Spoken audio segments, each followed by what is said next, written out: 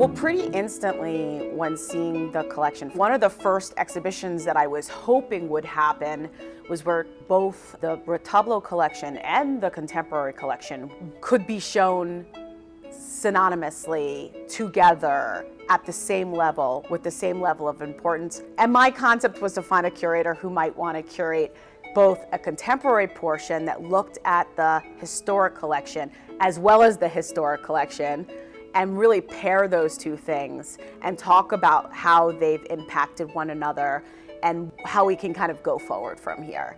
And that's how I found Dr. Ortega. I think it's important to always put images in context. Beyond just explaining the iconography, the formal elements of Catholic devotional objects, we can think about objects, we can think about art in terms of process, to think about what images do as opposed to what they are. So instead of fixing an ex-voto to just what it did in the 19th century, what our ex-votos continue to do to this day. By bringing contemporary artists into the conversation, we're going to start seeing different aspects of ex-votos that we haven't seen to this day. So not only the formal elements of it, but ideas of devotion, ideas of resistance, ideas of healing.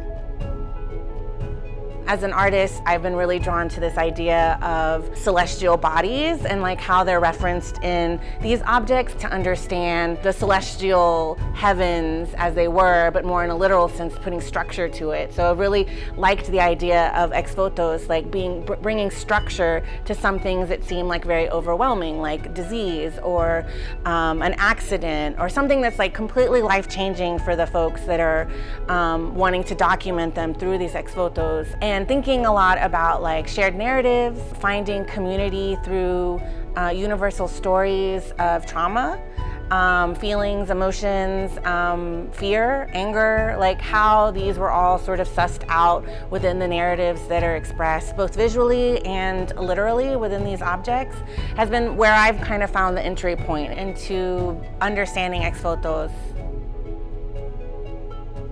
I created an installation. It's called the Pink Chapel, and within the Pink Chapel there are 3 paintings where I give insight into my pilgrimage that took place at Plateros in the early 2000s, and thinking about how these retablos were made anonymously while sharing these very private, sometimes like sensitive personal information about the author of the retablos. I referenced that within the work, so it's sort of a combination and a clash of all of these different references while staying true to what my aesthetic practice looks like. Curating in the borderlands around devotional Christian objects is very interesting, and it's very important too. We are thinking and we are talking about a visual culture that not only dates to Central Mexico in the 19th century, but also in the United States. Yo pinto porque me llega, y como ves no somos ricos, pero yo le digo a mis hijos, sean felices cuando pinten, háganlo con amor, con coraje, con todo, pero el respeto a lo que se está haciendo es importante.